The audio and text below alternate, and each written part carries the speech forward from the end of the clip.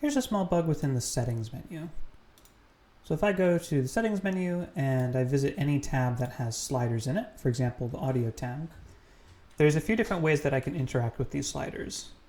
I can click an arrow to change the value by 10%, which makes sense. I can click on a specific point on the slide to move the slider to that point, which also makes sense. Or I can click and hold and then drag my mouse cursor around to adjust it freely. And all of these make sense independently. But there's a little quirk where if I press and hold on an arrow and then I move my mouse even the tiniest bit,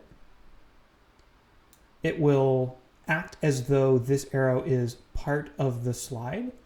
And so it will set the slider to the maximum value.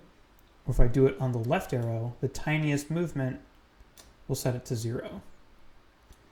And what's confusing about this is when it happens accidentally, where the user is attempting to click on the button in order to adjust it by 10%. But because the mouse happens to be moving while they're clicking, they end up setting it all the way to 0. Like so.